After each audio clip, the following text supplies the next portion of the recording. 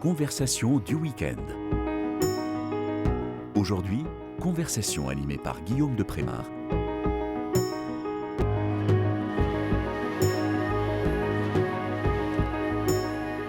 Chers auditeurs de KTO Radio, bonjour, je suis heureux de vous retrouver pour Question Éco, émission consacrée aux enjeux économiques et sociaux, diffusée chaque mois dans le cadre des conversations du week-end. Alors vous connaissez l'adage, les affaires sont les affaires. La raison d'être d'une entreprise est de faire du profit, de veiller à ses intérêts. Et pourtant, depuis la loi dite Pacte du 22 mai 2019, il est permis à une entreprise d'intégrer dans ses statuts, dans son objet social, une mission d'intérêt général, par exemple environnementale ou encore sociale. On appelle cela une entreprise à mission. L'intérêt particulier et l'intérêt général peuvent-ils ainsi cohabiter harmonieusement dans une entreprise, ou est-ce plutôt un vœu pieux, voire un habillage marketing, comme on dit ? Que nous dit l'expérience concrète, un peu plus de 5 ans après la loi Pacte ? Ce sont des questions que nous allons aborder aujourd'hui dans Question Éco, et pour cela, je reçois Jean-Mathieu Alopo, associé gérant d'une société qui a choisi d'être une entreprise à mission, qui s'appelle Sapiens. Bonjour Jean-Mathieu Alopo. Bonjour Guillaume. Alors vous êtes un entrepreneur, vous avez 49 ans, une formation d'école de commerce et de marketing, l'ISTEC à Paris.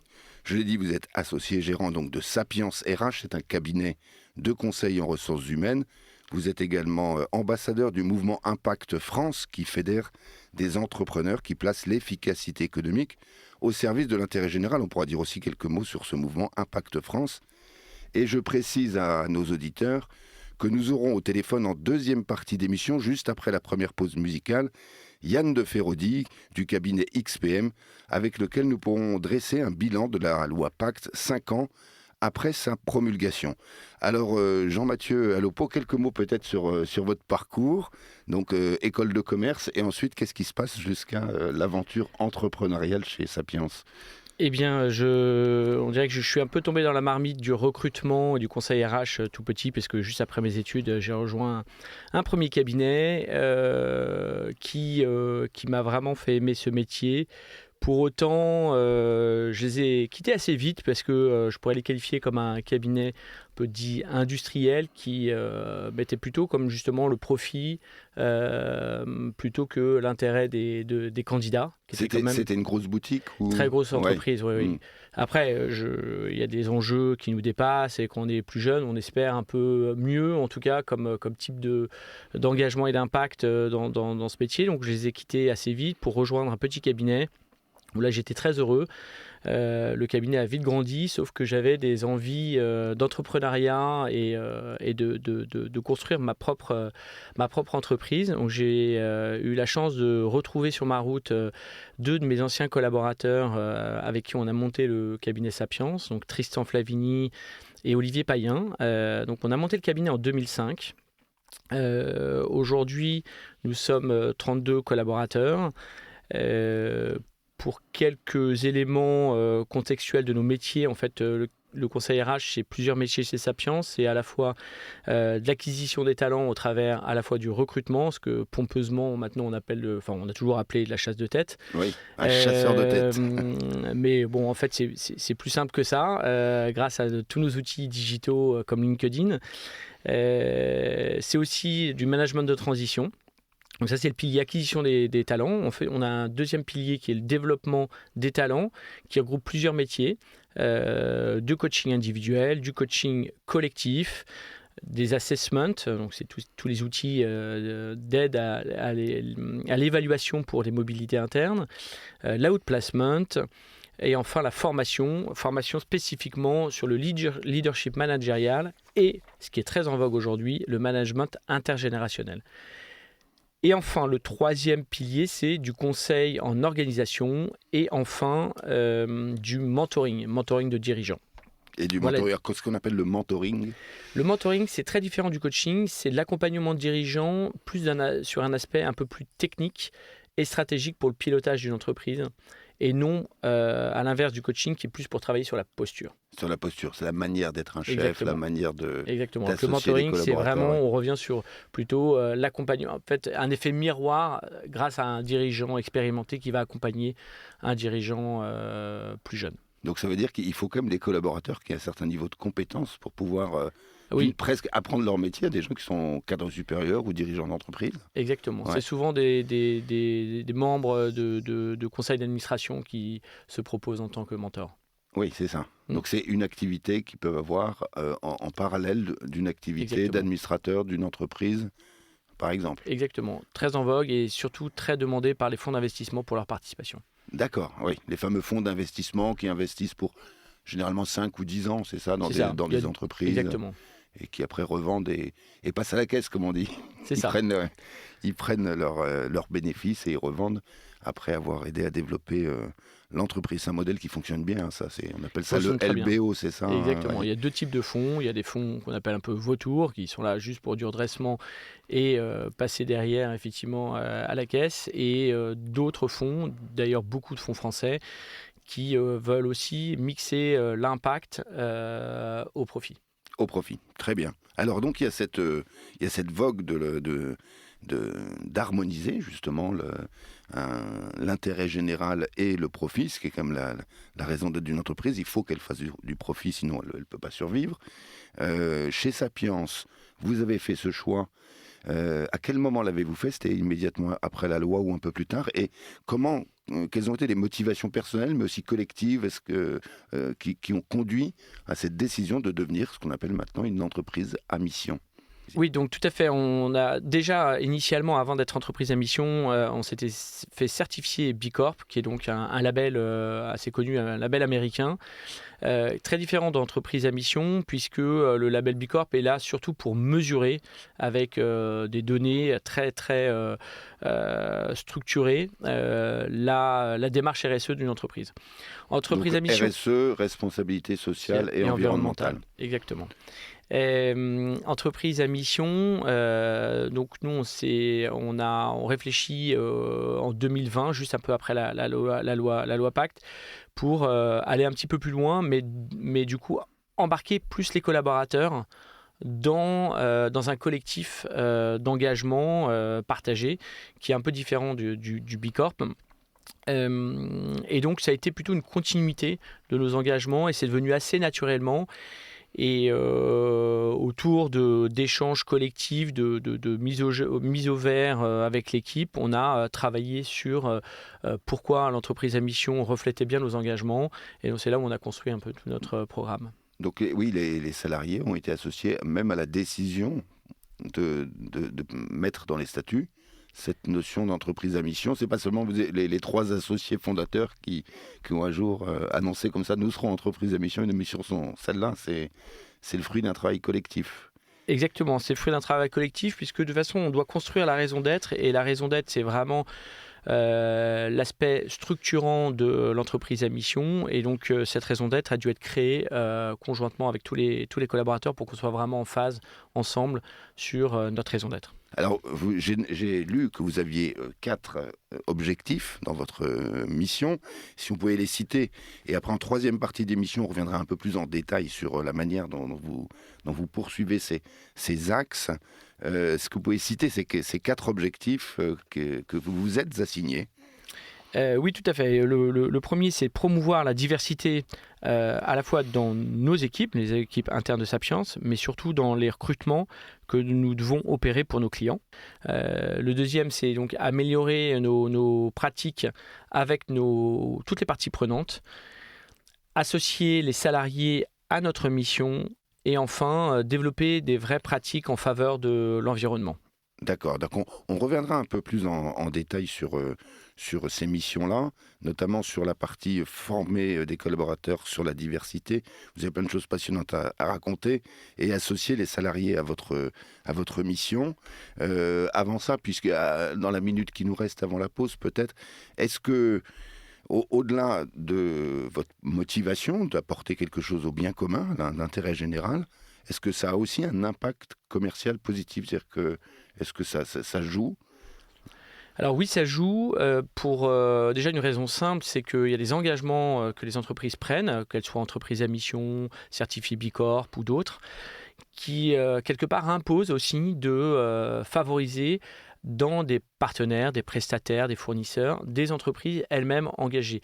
Ça a pour objectif de créer un cercle vertueux d'engagement solidaire envers toutes les entreprises. Voilà, donc ça permet de rayonner aussi dans votre environnement. Ça donne des idées à d'autres. Ça donne des idées à d'autres et effectivement, ça permet d'apprendre et de se challenger. D'accord. Alors, on va marquer la première pause musicale. C'est vous qui avez choisi la programmation, Jean-Mathieu Alopo, et vous avez choisi What Them Say, Winston McAnuff. Parce que le reggae, c'est un message de paix aussi, et qui a beaucoup rayonné dans notre fratrie de 4 garçons qui l'ont unis autour du reggae. D'accord. Eh bien, on écoute ce morceau de reggae.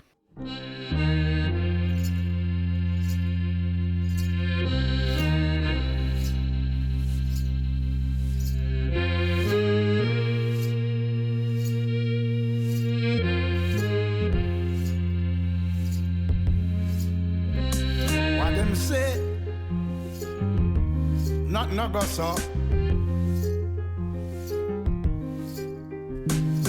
Half the story's never been told.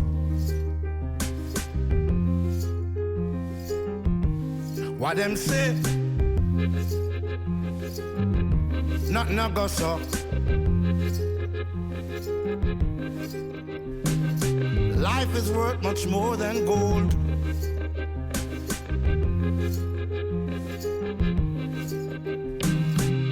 On the great redemption morning, when all the saints are rising, see the wicked crying for his soul.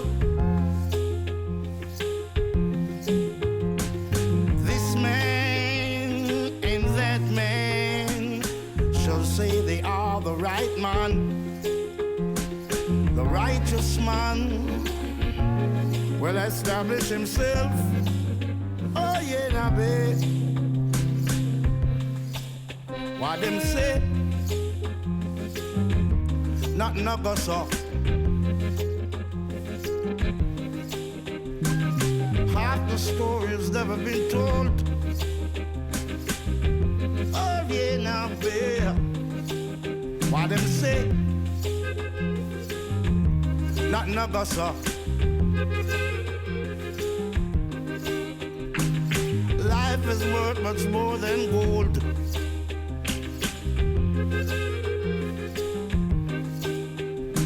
On the great redemption morning,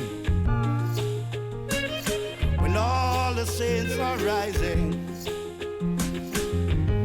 see the wicked crying for his soul. This man and that man shall say they are the right man, the righteous man will establish himself. Oh Lord,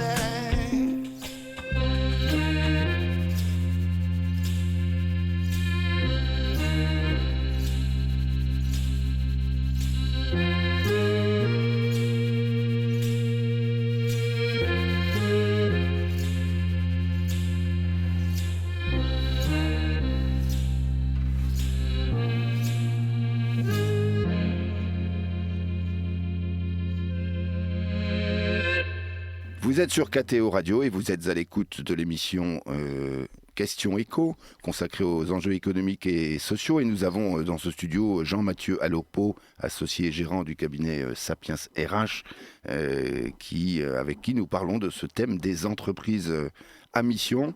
Et nous avons la joie d'avoir au téléphone Yann de Feraudy du cabinet XPM, qui est venu d'ailleurs il y a quelque temps à cette émission. Bonjour Yann de Feraudy.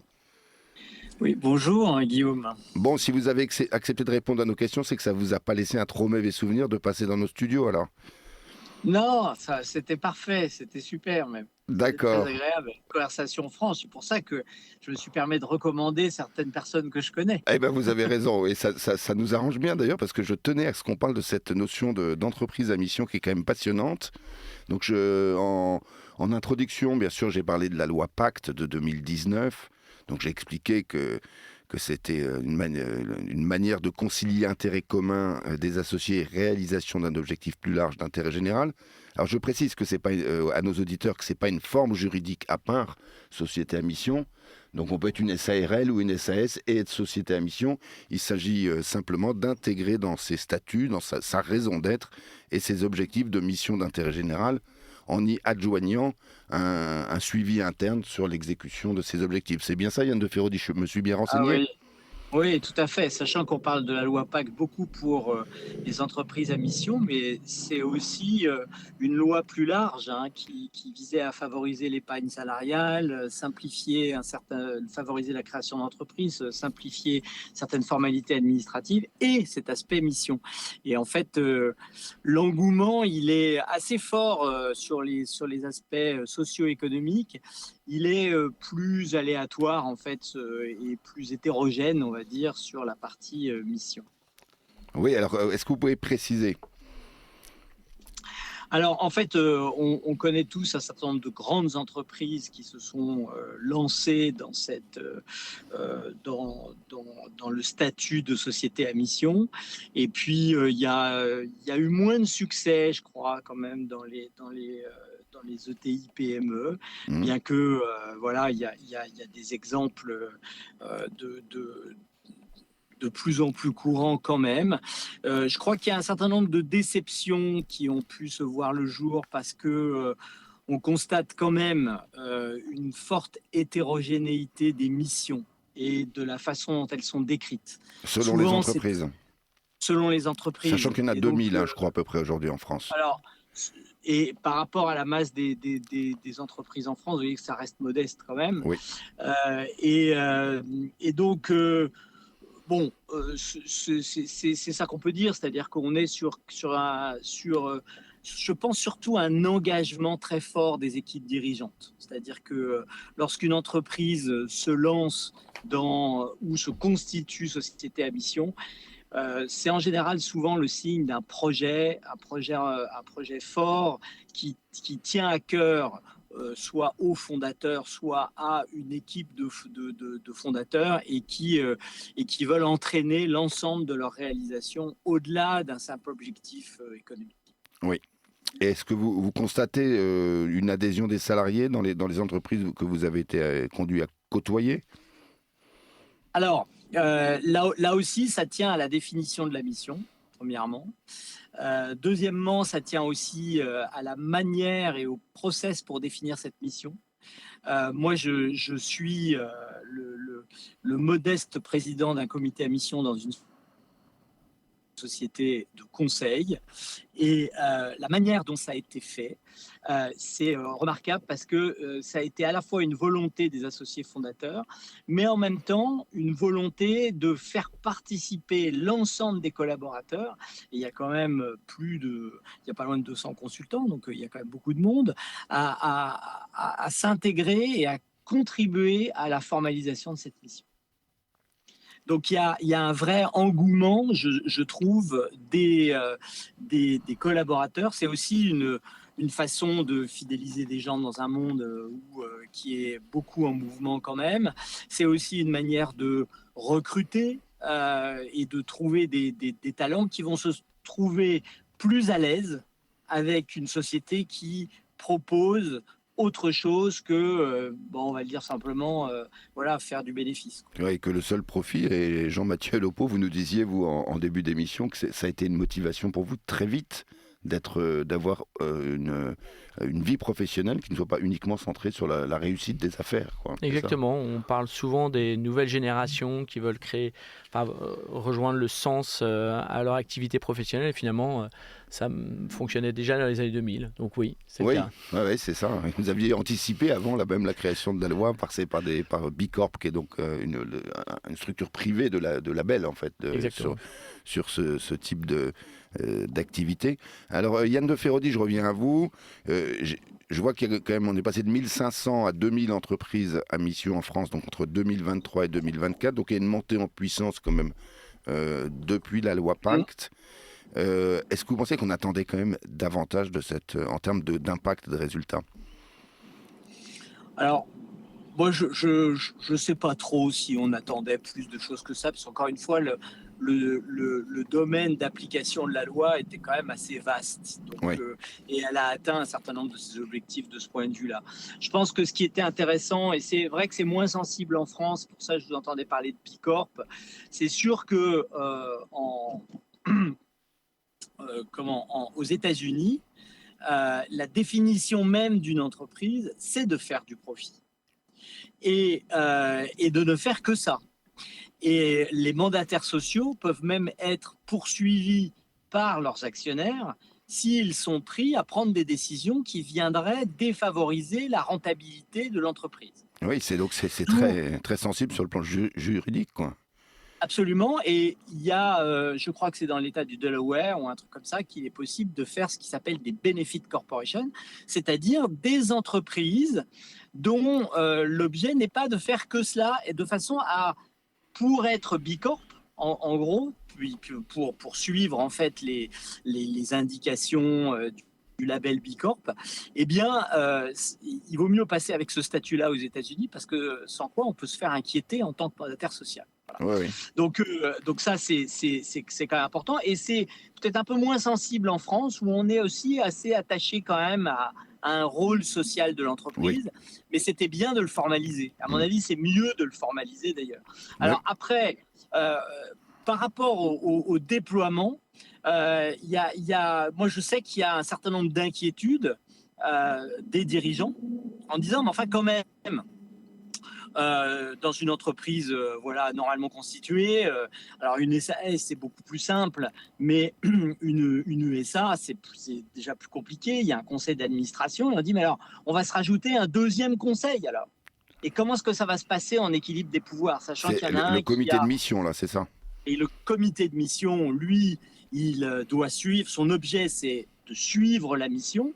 Il fait un rapport de mission tous les ans, qui est structuré autour d'ailleurs de ce que dit l'OTI, l'organisme tiers indépendant, à propos du suivi de la mission, et il est attaché au rapport de gestion annuel.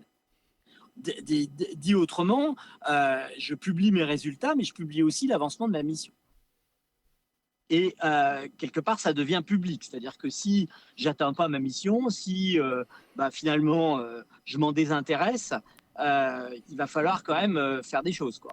Parce qu'on peut retirer, on peut retirer, on peut se voir retirer son appellation d'entreprise à mission si effectivement le comité de suivi s'aperçoit qu'il n'y a pas grand-chose derrière, ou que c'est qu'un habillage pour vendre, pour paraître un peu comme il y a eu un peu avec équité, diversité, inclusion, beaucoup d'habillage marketing autour de tout ça quand même, notamment depuis les États-Unis. Vous êtes d'accord avec cette idée ?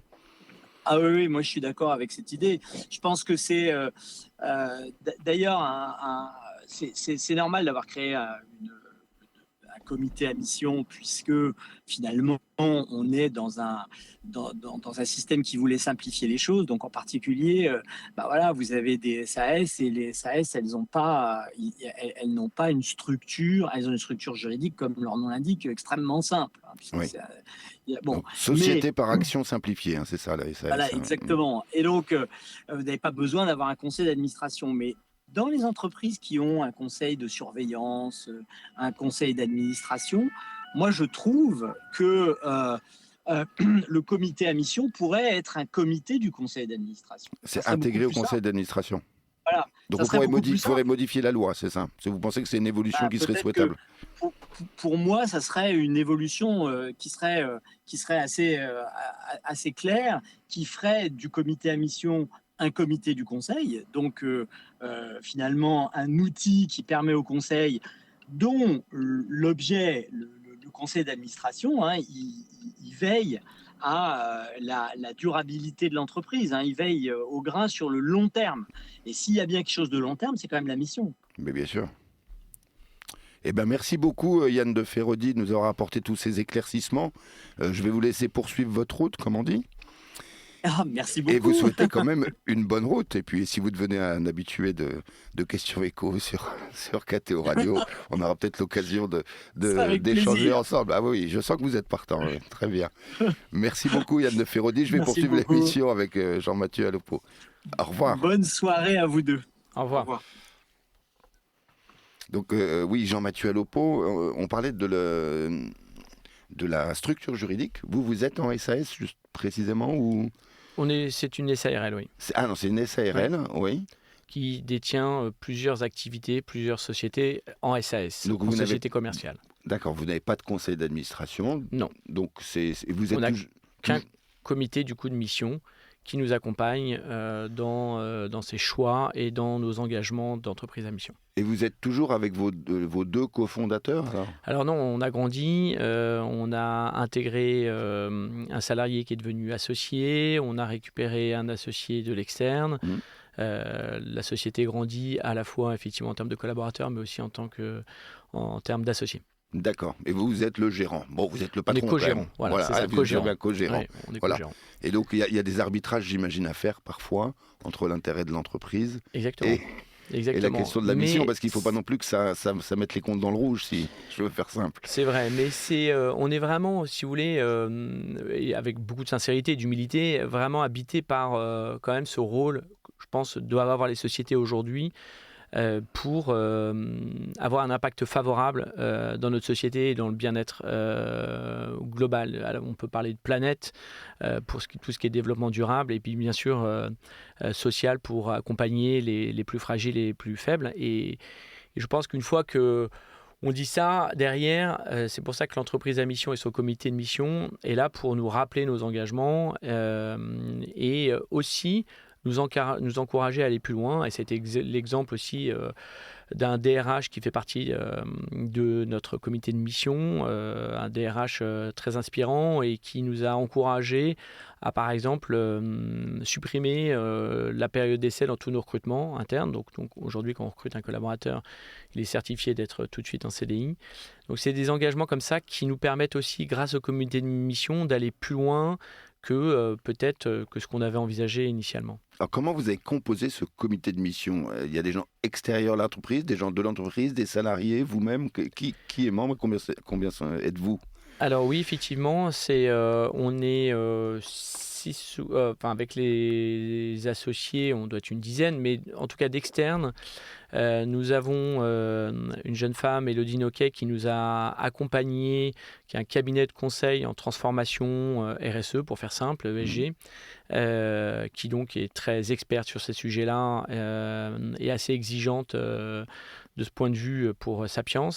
Nous avons également un directeur d'un fonds à impact qui s'appelle Impact Partner et dont C'est-à-dire que son objectif à ce fonds, c'est précisément d'accompagner des entreprises ou d'investir dans des entreprises qui veulent servir aussi exactement davantage que le pur business. Comme exactement on dit, des entreprises qui ont un impact en particulier dans les banlieues. Oui. À la fois social ou économique. Et on va en parler des banlieues en troisième partie d'ailleurs. Ouais. Et donc, donc Zach Ziffer nous aide beaucoup pour trouver aussi des sujets d'accompagnement dans les banlieues pour aider des entreprises qui sont eux-mêmes des participations de ce fonds Impact, donc Impact Partner. Et puis on a nos représentants du personnel qui font partie de l'entreprise du comité à mission. Et donc voilà, tout ce petit monde fait qu'on essaye de tirer vers le haut l'entreprise. Mais il y a des décisions qui sont prises un peu, et ça je voulais en parler parce que je trouve qu'en termes d'évangélisation des entreprises sur ce sujet-là, il y a des choses qui sont simples à faire, comme Bureau du Cœur, une association qu'on accompagne qui a vocation à permettre des gens qui sont en difficulté, sans domicile fixe, de pouvoir bénéficier des bureaux inoccupés la nuit, les week-ends et les vacances.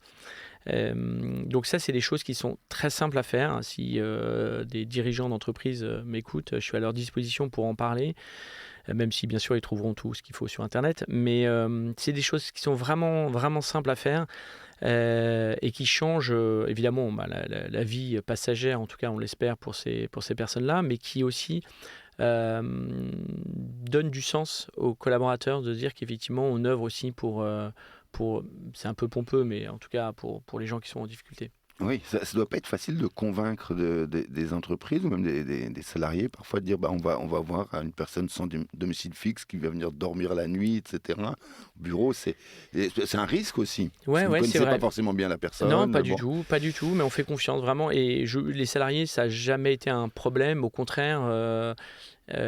Mais je pense que c'est aussi un cheminement, encore une fois, de notre entreprise qui s'est toujours engagée sur tous ces sujets. Donc en fait, quelque part, on recrute des gens qui partagent un peu ces valeurs, même si on n'avait jamais parlé à l'époque de Bureau du Cœur et que c'est arrivé il y a peu de temps. Mais donc finalement, c'est une continuité assez naturelle pour tout le monde. Oui, on sent que c'est important pour vous et pour vos salariés de s'engager vraiment fortement, quoi. Donc on est largement au-delà de l'habillage commercial. On s'engage aussi pour des associations. On leur laisse deux jours par an de bénévolat pour œuvrer dans des associations comme Espérance Banlieue. Donc je ne sais pas si vous connaissez Espérance Banlieue. Mais oui, on va en parler. On va en parler bien. en troisième partie d'émission. Je vais vous poser des questions sur votre partenariat avec Espérance Banlieue. Oui, absolument. Et d'ailleurs, la pause musicale nous arrive, me dit la technique. Et donc, nous allons revenir sur vos missions, notamment cet aspect des banlieues et d'Espérance Banlieue. Mais avant cela, nous allons écouter les Pink Floyd. Goodbye Blue Sky, c'est vous qui avez choisi ce titre pour les Pink Floyd. Très bon choix. Vous avez fait un bon choix? Vous êtes content de votre choix, apparemment. Bon, on ne présente plus les Pink Floyd? Non. Très bien. Eh bien, on écoute les Pink Floyd.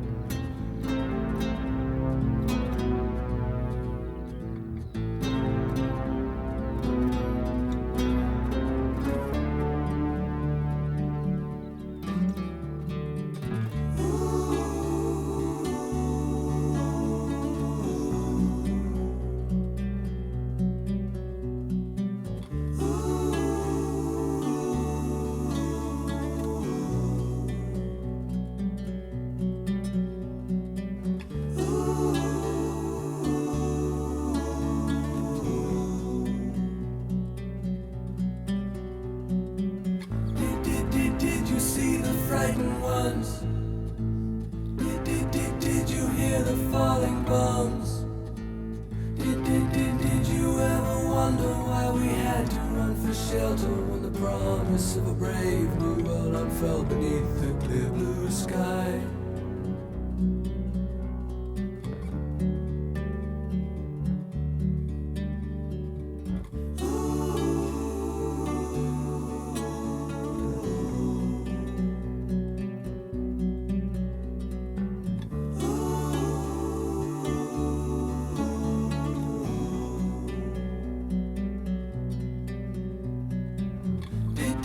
Did you see the frightened ones? Did you hear the falling bombs? The flames are all long gone, but the pain lingers on. Goodbye, blue sky. Goodbye, blue sky. Goodbye. Goodbye.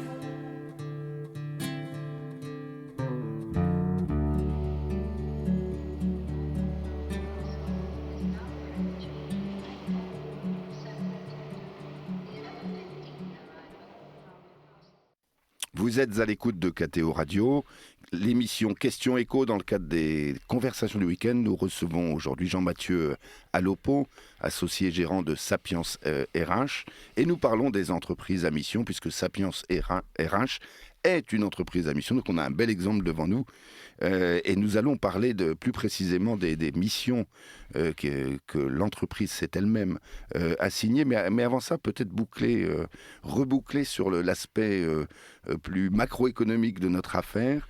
On avait vu avec Yann de Ferrodi que il y avait un certain engouement, même si ça explose pas tous les plafonds, le nombre d'entreprises à mission. Mais on sent quand même qu'il y a... Vous parliez de Bicorp, vous parliez d'un certain nombre d'associations. On voit qu'il y a un fourmillement d'initiatives privées ou publiques sur ces questions de concilier les affaires et l'intérêt général. Est-ce que vous pensez que progressivement, on est peut-être en train de construire une sorte de capitalisme solidaire ? Bonne question. D'une certaine manière, oui, parce qu'on se rend compte que le profit n'est plus la principale priorité. Les bénéfices doivent permettre d'être réinvestis au service d'un intérêt collectif. Je pourrais vous donner des exemples concernant Sapiens, bien sûr. Et puis surtout, l'entreprise reconnaît aujourd'hui des responsabilités envers d'autres parties prenantes qu'uniquement les actionnaires. Que ce soit d'ailleurs les salariés, des associations, enfin, ce qu'on appelle un peu le bien-être collectif. Donc elle tente je pense, de concilier à la fois la création de valeurs économiques avec la création de valeurs sociales. Après, pour aller au bout il faudrait du temps, de la réflexion.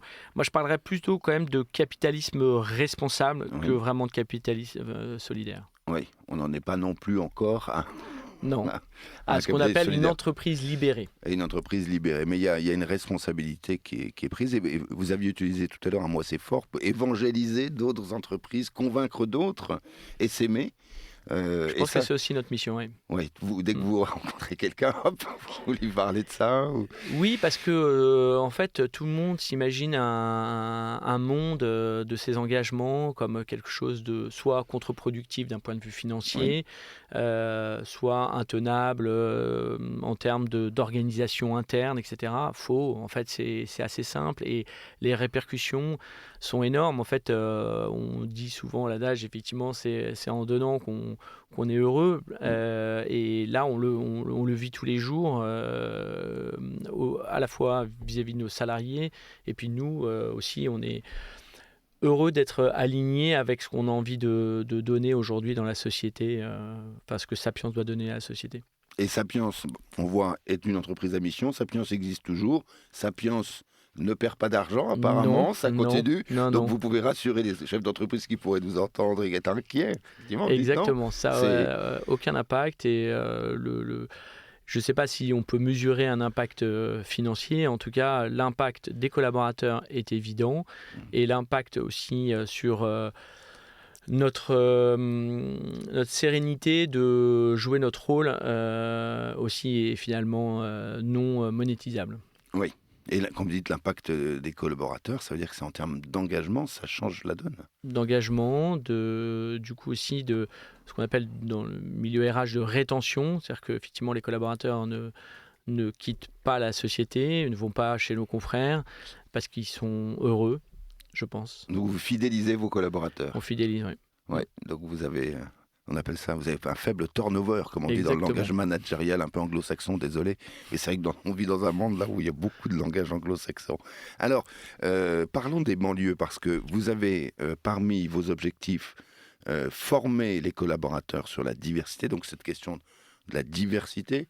Diversité, on l'entend beaucoup, on parlait de diversité, équité, inclusion, des choses qui étaient un petit peu d'habillage marketing qui ont existé depuis les États-Unis, etc., avec parfois une forte charge idéologique. Mais pour vous, diversité, c'est un sens profond. On n'est pas du tout dans ce type d'habillage, puisque vous travaillez notamment avec la fondation Espérance Banlieue.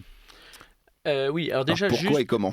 Juste pour la diversité, vous avez raison, ça a été un peu galvaudé, mais la diversité aujourd'hui sur le métier RH, il reste essentiel de pouvoir être capable d'adresser tout type de candidature. La diversité, c'est un peu plus complexe qu'on le croit, parce que la diversité, c'est évidemment la parité homme-femme, c'est les seniors, c'est évidemment des gens de diversité de lieux géographiques.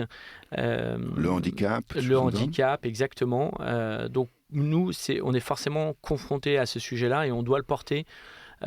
Aussi, on doit motiver les entreprises à sortir des raccourcis que tout le monde peut avoir sur certains types de populations. Sachant que vous sélectionnez des candidats que vous présentez aux entreprises dans votre activité de recrutement. Exactement.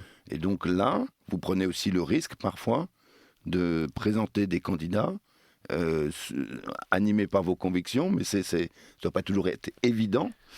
Et c'est exactement ça. Il y a quelques années, je ne vous dirai pas qui, mais devant un comité exécutif d'une banque, quand je leur ai expliqué que dans ce qu'on appelle une shortlist, c'est-à-dire une sélection finale de candidats qu'on présente à nos clients, qu'il pourrait y avoir des chômeurs.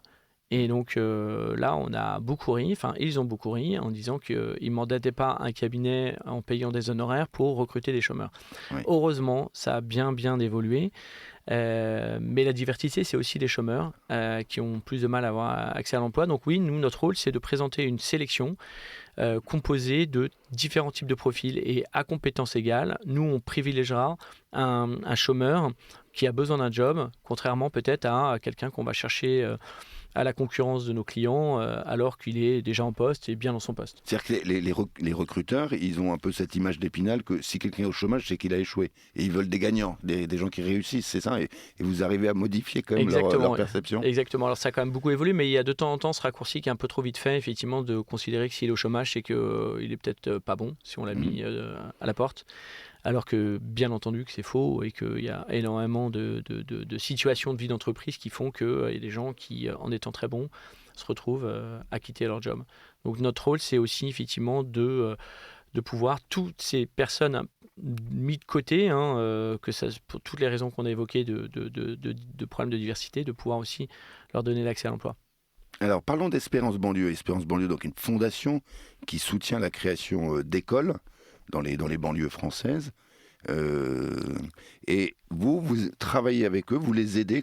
Comment les aidez-vous ? Alors c'est très simple, et très humblement, dans nos engagements avec nos collaborateurs, on a proposé, et on va le refaire cette année, d'aller repeindre tout simplement des classes, parce que ces écoles n'ont pas forcément de gros moyens, même si beaucoup d'entreprises sont des grands mécènes. Pour autant, un sou reste un sou, et surtout dédié aux élèves, plutôt qu'à l'habillage ou au matériel. Donc voilà, pendant 2 jours, on a envoyé pratiquement 50-60% de nos collaborateurs pour repeindre tous ensemble dans la joie et la bonne humeur des classes. Et ce qui était très touchant, c'est de se rendre compte de l'impact que ça peut avoir vis-à-vis d'élèves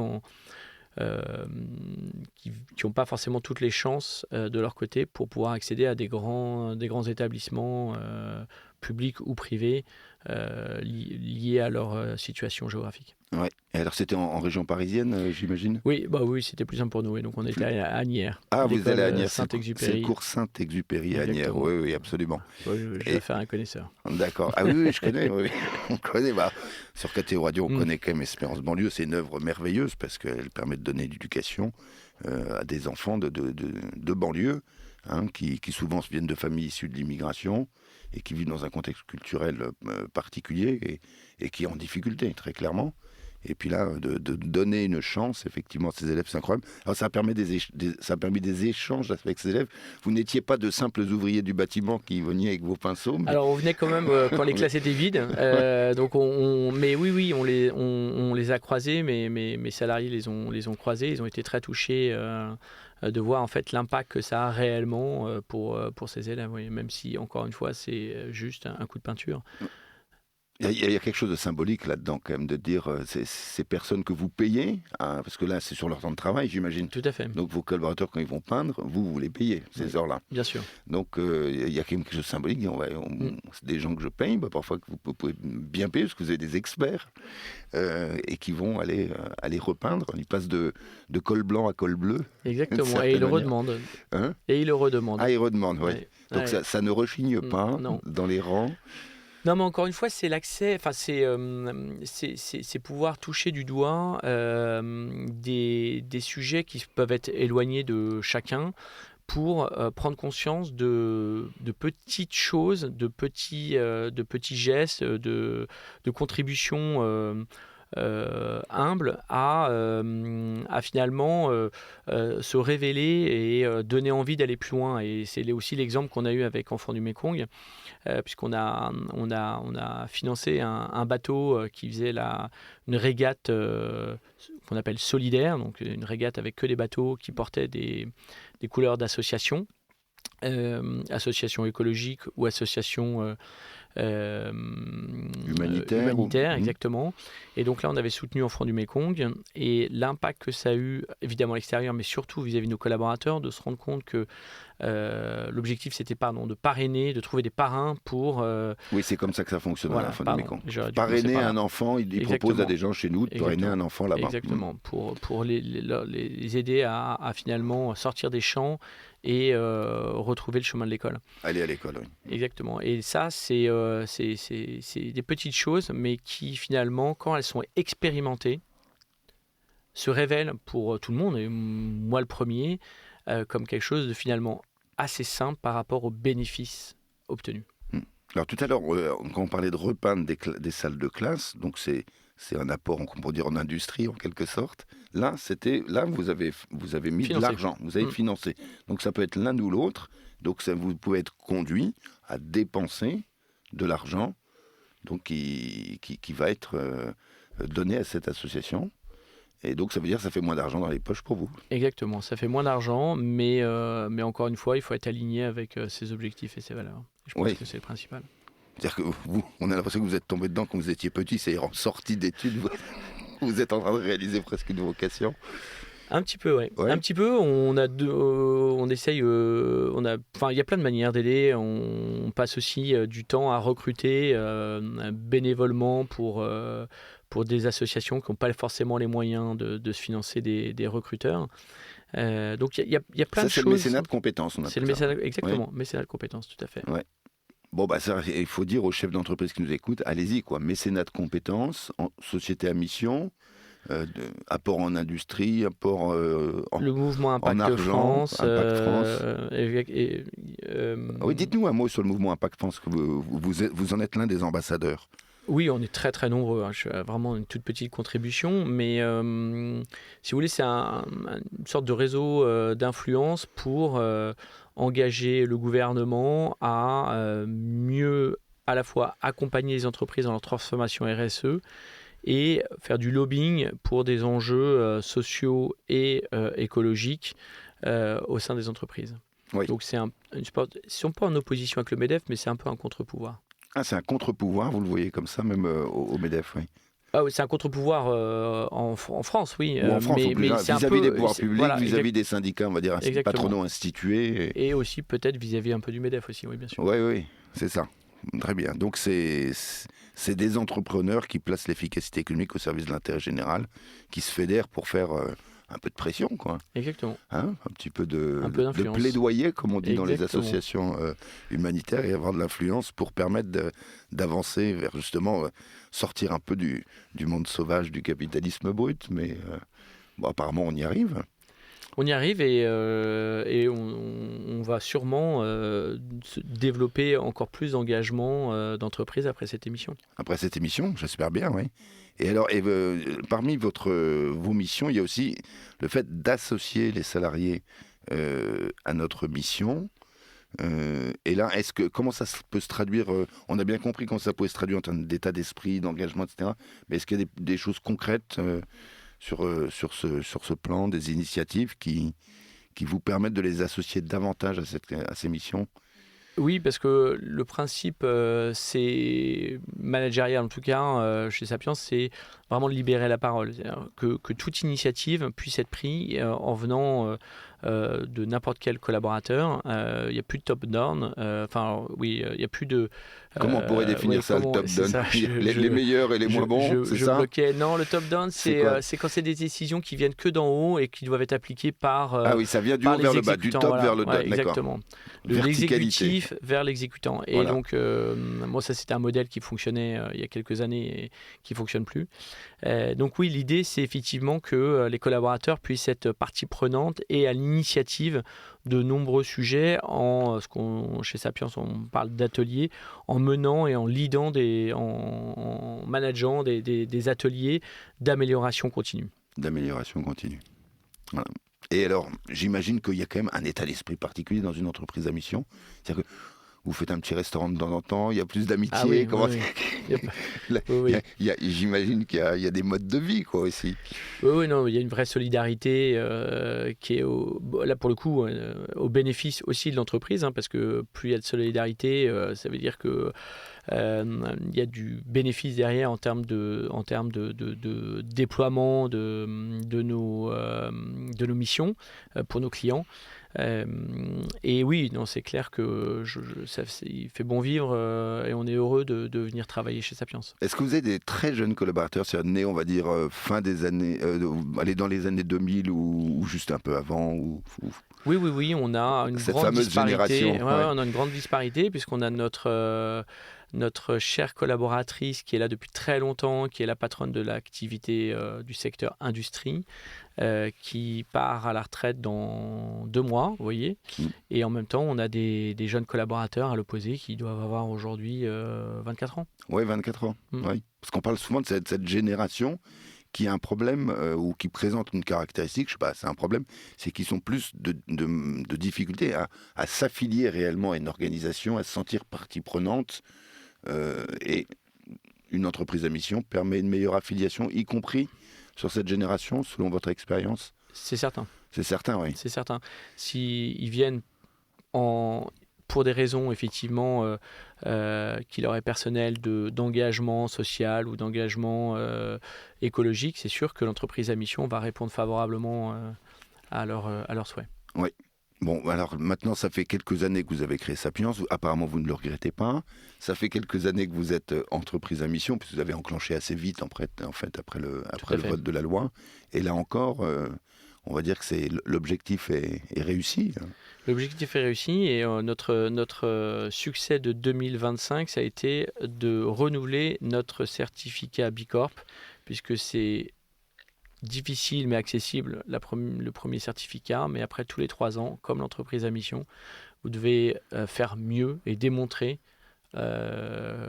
concrètement que vos résultats d'engagement sociaux sont meilleurs que la première fois. Oui, et puis sur l'aspect loi Pacte en elle-même, vous avez ce suivi de l'exécution des objectifs. Et là aussi, vous rendez des comptes. On rend des comptes. Et pas seulement à vous-même. Non. Et on est de nouveau certifié. Vous êtes de nouveau certifié. Écoutez, je vous félicite. Alors, pour l'instant, tout va bien avec eux. Donc, chers auditeurs, si vous êtes chef d'entreprise, intéressez-vous à cette question du capitalisme solidaire ou du capitalisme responsable. Responsable. Et des entreprises à mission. Merci beaucoup, Jean-Mathieu Alopo, d'être venu passer 55 minutes avec nous sur KTO Radio pour partager votre expérience de chef d'entreprise qui a choisi de concilier la vie des affaires, le profit et l'intérêt général. Merci infiniment aussi à Yann de Ferrodi qui a répondu à nos questions par téléphone, avec lequel nous avons pu dresser un rapide bilan de la loi Pacte. Merci à vous, bien sûr, chers auditeurs, pour votre écoute fidèle des conversations du week-end. Merci Thibaut pour la réalisation technique de cette émission. Les conversations du week-end. Aujourd'hui, conversation animée par Guillaume de Prémard